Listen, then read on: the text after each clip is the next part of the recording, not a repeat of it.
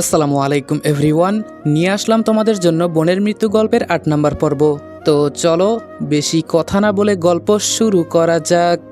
হঠাৎ মাইক থেকে একটা আওয়াজ এলো, আসসালামু আলাইকুম আমার প্রিয় ভাই ও বোনেরা, ভালো আছেন তো সবাই? সবাই সালাম নিল, সাথে আমিও নিলাম। তবে যাক, মন্ত্রীর মনটা অনেক ভালো, আমাদের সবাইকে সালাম তো দিয়েছে। আমরা ছাড়া এখানে অনেক বড় বড় নেতারাও আছে। রিয়া বলল, আমাকে তো আপনারা সবাই চিনেন। আমি বললাম, এই তাসলিমা, ওনাকে না চিনার কি আছে রে? ওনার পরিচয় তো আমরা সবাই জানি, উনি এদেশের স্বরাষ্ট্রমন্ত্রী। তাসলিমা বলল, তোকে বকবক করতে বলেছে উনি, চুপ করে শোন কি বলে। রিয়া বলল, তো আজকে আমি আপনাদের সামনে আসলাম কেন জানেন? আমি আপনাদের সবার সেবা করতে চাই, সেই সুযোগ আমাকে দিবেন না আপনারা? আমি বললাম, দেওয়ার কি আছে, আপনি আমার উপকার করলেই তো আমার আর কিছু লাগবে না, চান্স পেলে বউ করে নিব। রিয়া বলল, আমি সারা জীবন আপনাদের পাশে থাকতে চাই, এজন্য আজকে আমি একটা কঠিন সিদ্ধান্ত নিয়েছি। আমি সারা জীবন চিরকুমারী হয়ে থাকব, কখনো বিয়ে করব না। আজকে রক্ত, দুধ, পানি এই 3 জিনিস দিয়ে আমি পবিত্র হয়েছি। তাই আমি সবাইকে অনুরোধ করে বলছি, কেউ আমার পেছনে পড়ে থাকবেন না। আজকে যাকে এখানে মারা হয়েছে তিনি একজন মন্ত্রীর ছেলে, এটা তো সবাই জানেন। আমাকে প্রপোজ করার কারণে ওকে মারা হয় নাই, ছেলেটা 2টা মেয়েকে রেপ করেছে, এজন্য ওকে মারা হয়েছে। সবাইকে এখানে ডাকার এটাই কারণ। ইদানিং অনেক জায়গা থেকে আমার বিয়ের প্রস্তাব আসছে, তাই আমি আমার মতো জানিয়ে দিলাম সবার সামনে। সো আমি কি বলছি মনে থাকবে তো সবার? আমি অল্প বয়সে এই দেশের স্বরাষ্ট্রমন্ত্রী হয়েছি, তাই আমি চাই আজীবন আপনাদের সেবা করে কাটাতে। এসব বিয়ে টিয়ে করে সময় নষ্ট করতে চাই না। রিয়ার এই কথা শুনে আমি বুকের মাঝে হাত দিয়ে বসে পড়লাম। তাসলিমা বলল, এই তোর কি হয়েছে? আমি বললাম, তাসলিমা রে, আমার আম্মুর স্বপ্ন বুঝি আর পূরণ হলো না। তাসলিমা বলল, কি হয়েছে বলবি তো? আমি বললাম, ছ্যাঁকা খেয়ে বেকা হয়ে গেছি। তাসলিমা বলল, এটা মাথায় রাখবি, আমরা ওনার জন্য কাজ করতে এসেছি, আর এখানে কোনো প্রেম ভালোবাসা এসব চলবে না। আর আমার মনে হয় কি জানিস, উনি যা বলেছে ভালোই হয়েছে। আমি বললাম, ভালো না চাই? আচ্ছা তুই বলতো, তুই একটা মেয়ে, তোর কি জামাই দরকার আছে না? তাসলিমা বলল, হুম আছে। স্বামী ছাড়া কোনো মেয়ে চলতে পারে না, হয়তো অনেকেই পারে, তবে তাদের মন পাথর দিয়ে গড়ানো। আমি বললাম, তাহলে রিয়া এই কথা বলল কেন? তাসলিমা বলল, এই তুই কি বলিস, উনি আমাদের ম্যাম হয়। রিয়া বলতে কেউ যদি শুনে তাহলে বাড়িতে আর যেতে পারবি না, এখানেই কেটে রেখে দিবে। আমি বললাম, ধুর, ভালো লাগে না, যত সব ভেজালে শুধু আমিই পড়ি। তাসলিমা বলল, আরে আরে কই যাস? আমি বললাম, বাসার ভেতরে আছি, ওর ডায়লগ আর শুনতে পারবো না, এমনিই মনটা ভেঙে একাকার হয়ে গেছে। হেঁটে হেঁটে ভেতরে চলে গেলাম। আসলেই কিছু কিছু স্বপ্ন শুধু স্বপ্নই থেকে যায়, এগুলো হয়তো বাকি জীবনে আর পূরণ হবে না। আমার আম্মুর ইচ্ছে বুঝি আমি আর পূরণ করতে পারলাম না। আচ্ছা ও এমনটা বলল কেন? এখানে কোনো কারণ তো আছেই, আবার হয়তো নাই। যাক, এসব আমার চিন্তা করে কি লাভ। গাইস, তোমরা তো জানো আমার ক্যাশ প্রাইজ গিভওয়ে করার কথা ছিল, যেটা রোজার ব্যস্ততার কারণে করা হয়নি। আমি ইনশাল্লাহ ঈদের দিন গিভওয়েটা করব। তোমরা হয়তো ভাবছো আমি গিভওয়ে করার জন্য টাকা কোথায় পাবো। আমি 1x গেম খেলার মাধ্যমে প্রতিদিন টাকা আয় করি। তোমরাও যদি আমার মতো টাকা আয় করতে চাও তাহলে এখনই গুগলে 1x সার্চ করে অফিসিয়াল ওয়েবসাইটে গিয়ে রেজিস্ট্রেশন করো। আর রেজিস্ট্রেশনের সময় যদি আমার দেওয়া স্পেশাল প্রোমো কোড রেদওয়ান8 ইউজ করো তাহলে তোমরা অসংখ্য বোনাস এবং ফ্রি স্পিন পেয়ে যাবা। আর 1x কিন্তু একটা ইন্টারন্যাশনাল লাইসেন্সকৃত প্ল্যাটফর্ম এবং সবচেয়ে বিশ্বস্ত। এখানে সকল মোবাইল ব্যাংকিং অ্যাপের মাধ্যমে সহজেই তোমরা তোমাদের জেতা টাকা তুলতে পারবে। আর 24 ঘন্টা 7 দিন কাস্টমার সাপোর্ট সুবিধা রয়েছে। তাই আমি এটা ব্যবহার করে আমার রেগুলার হাত খরচের টাকা আয় করি। তোমরাও ট্রাই করে দেখতে পারো। সামনে তাকিয়ে দেখি একটা পিচ্চি মেয়ে বল নিয়ে খেলা করছে। আমি ডাক দিয়ে বললাম, এই বাবু, এই দিকে আসো। একটা ছেলে আমার দিকে এগিয়ে এসে বলল, এই আপনি কে? আর ম্যাডামকে বাবু বলছেন কেন? আমি আমার কার্ডটা ছেলেটাকে দেখাতেই ও দূরে সরে গেল। আমি মেয়েটার কাছে গিয়ে বললাম, কি করো মামুনি? মেয়েটা বলল, এই আমাকে মামুনি বলবে না, আমার নাম তুবা। আমি বললাম, মামুনি তো আমি তোমাকে আদর করে বলেছি, কেন তোমার ভালো লাগে নাই?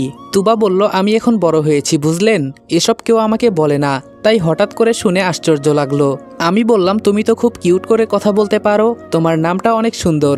যাক, তুমি এখন কি করো? তুবা বলল, এই তো ভাইয়া বল খেলি, আপনি খেলবেন আমার সাথে? আমি বললাম, না আমি খেলবো না।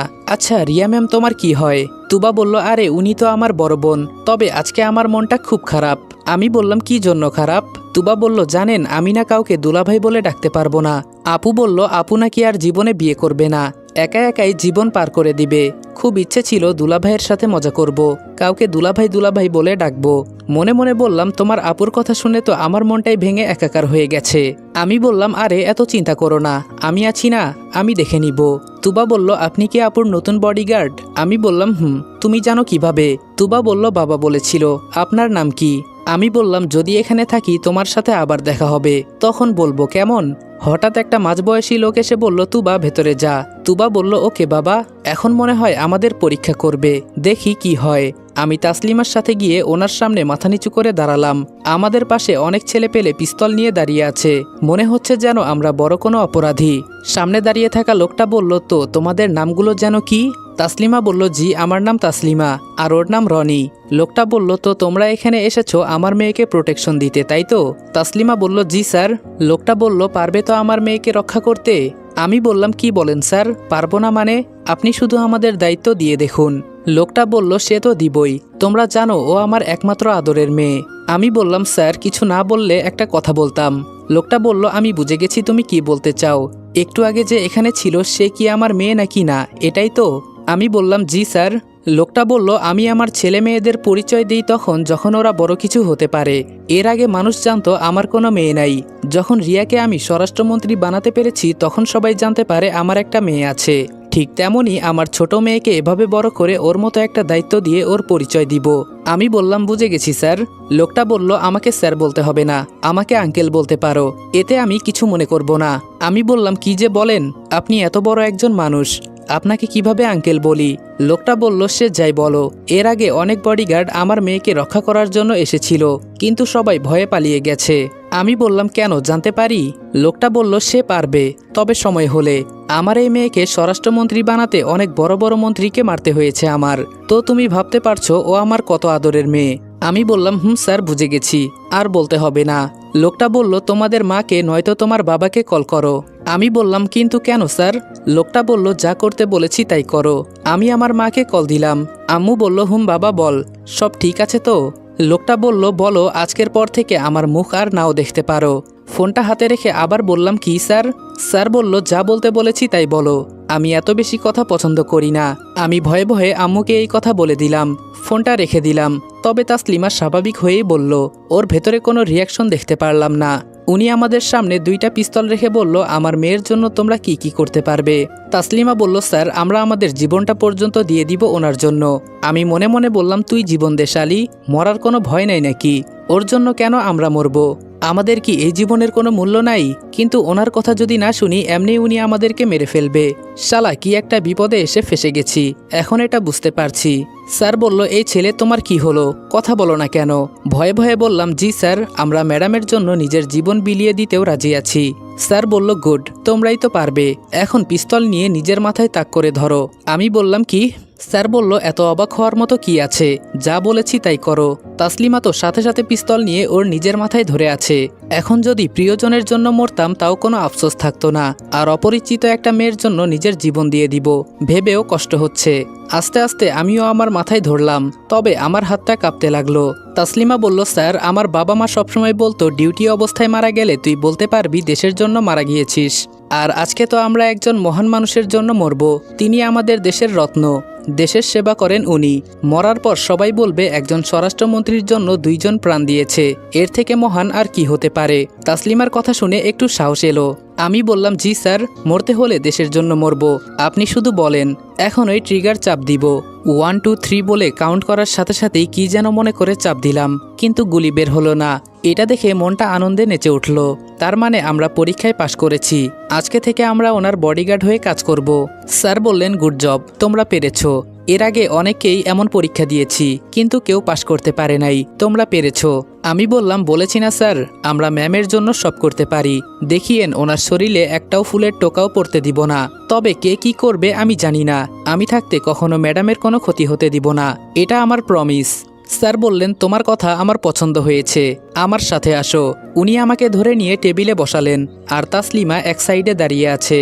স্যার বললেন, তোমার কথা শুনে আমি খুব খুশি হয়েছি, তুমি আমার মন জিতে নিয়েছো। এই ওকে খাবার দাও তো। আমি বললাম, স্যার আপনার সাথে বসে খাবার খাওয়ার মতো যোগ্যতা আমার নাই। স্যার বললেন, আরে এভাবে নিজেকে ছোট মনে করবে না, খাও। ওনার কথা শুনে মনে হলো সত্যি উনি খুব ভালো। কিছু খাবার খাওয়ার পর গলায় জ্বালা পোড়া করতে লাগলো, মনে হচ্ছে যেন আমার ভেতরটা আগুনে পুড়ে ছারখার হয়ে যাচ্ছে। খাবার রেখেই গলায় হাত দিলাম। স্যার আমার অবস্থা দেখে ডাক্তার ডাক্তার বলে চিৎকার করতে লাগলো। আমি শুধু ওনার কথা শুনতে পারতেছি, উনি আমার সাথে বেইমানি করেছে, এটা আমি খুব ভালো করেই বুঝতে পেরেছি। তাসলিমা আমার কাছে আসতে চেয়েছে, কিন্তু ওকে না করা হয়েছে। একজন ডাক্তার এসে বলল, বলুন স্যার। স্যার বলল, ওর খাবারে অল্প কিছু বিষ দেওয়া হয়েছে, যাতে না মারা যায় সেই ব্যবস্থা করুন। অমনি আমাকে একটা ইঞ্জেকশন দিয়ে আবার পুনরায় চলে গেল। আমার এখন কষ্টটা বেশি হতে লাগলো। গলায় ধরে বললাম, আমার সাথে এমনটা কেন করলেন? স্যার বললেন, আমি তোমাকে বোঝাতে চেয়েছি, যখন 2টা বুলেট তোমার 2 বুকে থাকবে, যখন তুমি এই ব্যথা সহ্য করতে পারবে না, ঠিক তখনও আমার মেয়ের এইভাবেই খেয়াল রাখতে হবে। তখন তোমাকে নিজের জন্য বাঁচলে হবে না, আমার মেয়ের জন্য বাঁচতে হবে। বুঝতে পেরেছো এখন আমি তোমাকে কি বোঝাতে চেয়েছি? এক কথা, আমার মেয়ের যেন কিছুই না হয়। এখন যেই কষ্টে আছো, এই কষ্টের মাঝেও আমার মেয়ের খেয়াল রাখতে হবে। বুঝা গেল? এখন যাও, আজকে থেকেই তোমাদের ডিউটি শুরু। ওর রুমের সামনে গিয়ে দাঁড়িয়ে থাকো। আর আমার মেয়ের যদি কিছু হয়, তোমাদের মাথাগুলো নিয়ে আমি ফুটবল খেলবো, সাথে তোমাদের পরিবারের গুলো হয়তো থাকতে পারে। আমি ব্যথা সহ্য করে বললাম, স্যার আপনি চিন্তা করবেন না, আমরা সব পারবো। তাসলিমা আমাকে নিয়ে উপরে চলে গেল। আমরা গিয়ে রিয়ার রুমের সামনে দাঁড়িয়ে আছি। তাসলিমা বলল, তোর খুব কষ্ট হচ্ছে তাই না? আমি বললাম, আমার ভেতরে বিষ দেওয়া হয়েছে, আর বলছিস কষ্ট হচ্ছে নাকি? আমার কলিজায় আগুন লেগে আছে মনে হচ্ছে, সহ্য করতে পারছি না রে। আর চোখ দিয়ে এক ফোঁটা পানি পড়ে গেল। তাসলিমা বলল, কেমন মানুষ উনি? পরীক্ষা করতে গিয়ে তোকে বিষ খাইয়ে দিল। এসব কিছু না, সব সহ্য করে কাজ করতে হবে, বুঝলে? আমাদের সিনিয়র স্যার আমাকে উদ্দেশ্য করে বলল। আমি বললাম, স্যার আমি পারবো, আপনি চিন্তা করবেন না। স্যার বলল, গুড। আমি বললাম, তাসলিমা তোর কাছে টক জাতীয় কিছু আছে? তাসলিমা বলল, না। আমি বললাম, তুই তাহলে এখানে একটু দাঁড়া, আমি পানি খেয়ে আসি। তাসলিমা বলল, যা। আমি পানি খেয়ে আবার দরজার সামনে দাঁড়ালাম। তাসলিমা বলল, দেখিস ওর বাবার জন্য একদিন ওর মেয়ে বিপদে পড়বে, তখন হিসাব করে নিস আমার কথা। শালা পরীক্ষা করে আমাদের। মনটা চাইছিল ওকে যে। আমি বললাম, এসব বলিস না, অন্য কেউ শুনতে পাবে। তাসলিমা বলল, সব সময় থানায় সময় কাটিয়েছি, আর এখন দরজার সামনে দাঁড়িয়ে পাহারা দিতে হয়, কেন যে এখানে আসতে গেলাম? আমি বললাম, দেখি সামনে আবার কোন পরীক্ষা অপেক্ষা করছে আমাদের জন্য। তাসলিমা বলল, ম্যাম তো এখনো বের হয় নাই, চিন্তা হচ্ছে আমার। আমি বললাম, তোর চিন্তা করে কি লাভ, যা করার তো আমাকেই করে। তাসলিমা বলল, এই খারাপ কথা একদম বলবি না। আমি বললাম, তো কি করব, রাগে শরীরটা ফেটে যাচ্ছে। তাসলিমা বলল, আমাদের জীবনটাই এমন। হঠাৎ দরজা খোলার আওয়াজ শুনতে পেলাম। সামনে তাকিয়ে দেখি রিয়া ম্যাম আসছে। আমাদের কাছে এসে একবার ভালো করে তাকিয়ে দেখলেন। আমরা মাথা নিচু করে দাঁড়িয়ে আছি। রিয়া ম্যাম বললেন, তোমরা তো আজকে থেকে আমার বডিগার্ড নাকি? তাসলিমা বলল, জি ম্যাম। রিয়া ম্যাম বলল, তোমার নাম কি? তাসলিমা বলল, আমার নাম তাসলিমা। রিয়া বলল, ওহ তাসলিমা, খুব সুন্দর নাম। কত বছর ধরে পুলিশের চাকরি করো? তাসলিমা বলল, এই তো ম্যাম মাত্র 3 বছর। রিয়া ম্যাম বলল, ও বিয়ে হয়েছে তোমার? তাসলিমা বলল, না ম্যাম, তবে বিয়ের কথাবার্তা চলছে। রিয়া বলল, একটা কথা কি জানো তোমরা? তাসলিমা বলল, কি ম্যাম? রিয়া বলল, কি ব্যাপার, শুধু তুমি কথা বলছো, এই ছেলে তুমি কথা বলো না কেন? আমি বললাম, জি ম্যাম, আমাকে তো আপনি কিছু বলেন নাই। রিয়া বলল, তোমার সাথে একটু পরে কথা বলবো, তুমি অপেক্ষা করো। তো মিস তাসলিমা, আমার সাথে যারা কাজ করে, এক কথায় তাদের বউ বাচ্চা এমনকি স্বামীও থাকতে পারবে না। আমার মতোই সিঙ্গেল হয়ে আমার সাথে কাজ করতে হবে, বুঝে গেছো? তাসলিমা বলল, জি ম্যাম, আর বলতে হবে না আপনাকে। রিয়া বলল, আর যদি বিয়ে করার ইচ্ছে থাকে তাহলে এখনই চাকরি ছেড়ে চলে যেতে পারো। আমি বললাম, ম্যাম আপনাকে পার্সোনাল একটা কথা বলবো। আমার দিকে একবার ভালো করে তাকিয়ে দেখলেন। রিয়া বলল, মাত্র চাকরিতে জয়েন করেছো, এর মাঝেই আমাকে পার্সোনাল কথা বলতে চাও? আমি বললাম, সরি ম্যাম, আমার ভুল হয়ে গেছে। রিয়া বলল, মনে থাকে যেন। আর তুমি আমার সাথে আসো, তোমার সাথে কিছু দরকারি কথা আছে আমার। আমাকে উদ্দেশ্য করে বলল। আমি বললাম, জি ম্যাম, কিন্তু। রিয়া বলল, একা একা ভয় পাচ্ছ নাকি? তুবা, এই তুবা। রিয়ার ছোট বোন দৌড়ে এসে বলল, কি হয়েছে আপু? রিয়া বলল, ভেতরে যা তো একটু, উনি নাকি একা একা ভয় পাচ্ছে। আমি মনে মনে বললাম, ও মা, আমি আবার কখন বললাম আমি একা একা ভয় পাচ্ছি? রিয়া বলল, কি মিস্টার, আসেন, নাকি আমন্ত্রণ জানাতে হবে আপনাকে? তাসলিমা বলল, ম্যাম আমি কি এখানেই থাকবো? রিয়া বলল, তুমি এখানে দাঁড়িয়ে থাকো। রিয়া অবাক করে আমাকে ভেতরে নিয়ে দরজা বন্ধ করে দিল। এটা দেখে তো আমার কলিজায় পানি নাই, না জানি এখন কি করে। তুবা বলল, আপু ভাইয়াকে কি বলবে? রিয়া বলল, নে তুই ফোনে গেম খেল, কেমন? আমি ভয়ে ভয়ে বললাম, ম্যাম আমাকে কিছু বলবেন? রিয়া বলল, বলার জন্যই তো দরজা বন্ধ করলাম। আমি বললাম, জি বলুন। রিয়া বলল, তোমার নাম রনি, তোমার মা থানার ওসি। একে একে আমার পরিবারের সবকিছু বলে দিল। আমি পুরাই অবাক হয়ে গেছি। ম্যাম এসব জানে কিভাবে? আমি বা আমরা পরিবারের কেউ তো ম্যাডামের সাথে কথাই পর্যন্ত বলি নাই। আমি বললাম, ম্যাম আপনি কিভাবে এসব জানেন? ম্যাম একটা হাসি দিয়ে বললেন, ওই চেয়ারটা নিয়ে বসো, তোমার সাথে অনেক কথা আছে। আমি বললাম, না ম্যাম, আমি এভাবেই ঠিক আছি, একজন স্বরাষ্ট্রমন্ত্রীর সাথে কথা বলছি, এটা তো আমার সৌভাগ্যের বিষয়। রিয়া বলল, আমার সম্পর্কে তো তুমি সবকিছুই জানো, আমি কি ঠিক বলছি? আমি বললাম না মানে। রিয়া বলল এত মানে করতে হবে না। তোমার মা আমার সম্পর্কে তোমাকে সবকিছু বলেছে, এটা আমি শিওর। সত্যি করে আমাকে বলো। দেখো আমি তোমাকে বিশ্বাস করতে চাই, তাই অবিশ্বাসযোগ্য কাজ করবে না আমার সাথে, এটা যেন মনে থাকে। আমি বললাম জি ম্যাম, আপনার সম্পর্কে আমার আম্মু সবকিছু আমাকে বলেছে। রিয়া বলল জানো তোমার আম্মু খুব ভালো একটা মানুষ, উনি জানতো আমি ব্যাংক ডাকাতি করেছি, এরপরেও আমার পিছু ছেড়ে দিয়েছে। আমি বললাম এসব কেন করতে গেলেন ম্যাম? রিয়া বলল তখন আমি একটা বড় বিপদে পড়েছিলাম, এজন্য এসব করতে হয়েছে, আর সেই দিন ব্যাংকে গিয়ে সব টাকা জমা করে দিয়েছি। আমি বললাম শুনেছি আপনি নাকি এতিমখানা চালান। রিয়া বলল এজন্যই তো তোমার মা আমার পিছু ছেড়েছে, না হলে। জানো তোমার মাকে আমি একটু ভয় পেয়েছিলাম, কারণ উনি যে ফাইল হাতে নেন এর সমাধান করেই ছাড়ে, আর ওনার ওপর লেভেল পর্যন্ত হাত আছে, এজন্য আমার একটু ভয় হয়েছিল। আচ্ছা কি বলে ডাকবো তোমাকে? আমি বললাম ম্যাম যা ইচ্ছা বলতে পারেন, আমার কোনো সমস্যা নেই। রিয়া বলল আমি এভাবে কারোর সাথে কথা বলি নাই, তোমার সাথে একান্তে কথা বলার একটা কারণ আছে, এটা কি তুমি জানো? আমি বললাম না ম্যাম। রিয়া বলল তোমার মা অনেক ভালো, আর উনি তোমাকে আমার প্রোটেকশন করার জন্য দায়িত্ব দিয়েছে, পারবে তো সবকিছু সামলে রাখতে? আমাকে ইশারা করে বলল কানের ব্লুটুথ খুলতে, আমিও খুলে ম্যামের হাতে দিয়ে দিলাম। রিয়া বলল তোমরা কয়জন একসাথে কাজ করো? আমি বললাম স্যারের মানা আছে বলতে। ম্যাম আমার দিকে তাকিয়ে গম্ভীর হয়ে বলল আমি তোমাকে স্পেশাল করতে চাই। আমি বললাম কিভাবে ম্যাম? রিয়া বলল তোমার মা অনেক ভালো, আর ওনার ছেলে তুমি, এজন্যই আমি তোমাকে বিশ্বাস করি। আমি বললাম ম্যাম আমি থাকতে আপনার কোনো ক্ষতি হবে না। রিয়া বলল এজন্যই তো আমি তোমাকে স্পেশাল করতে চাই। আমি বললাম সেটা আবার কিভাবে ম্যাম? রিয়া বলল কয়জন মিলে একসাথে কাজ করো এটা আগে বলো, এখন তো আর তোমার সিনিয়র অফিসার শুনছে না, তুমি নির্ভয়ে বলে ফেলো। আমি বললাম এখান থেকে গেলে হয়তো তিনি আমাকে আর আসতে দিবেন না। রিয়া বলল আমি কে তুমি তো জানো। আমি বললাম জি ম্যাম। রিয়া বলল আমি চাই তুমি শুধু আমার হয়ে কাজ করো। আমি বললাম সেটা কিভাবে? রিয়া বলল আগে বলো তোমার গ্রুপে কয়জন আছে?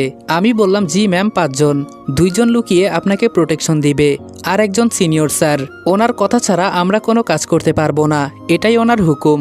রিয়া বলল বুঝে গেছি, আজকে থেকে তুমি কারো হুকুম মেনে কাজ করতে পারবে না, আর তোমার চাকরির কি হয় সেটা আমি দেখব, তোমার চিন্তা করতে হবে না, তুমি শুধু আমার হুকুম মেনে কাজ করবে, অন্য কারো কথায় না, বুঝলে? আমি বললাম ম্যাম আমি তো এখানে আসছি আম্মুর কথা শুনে।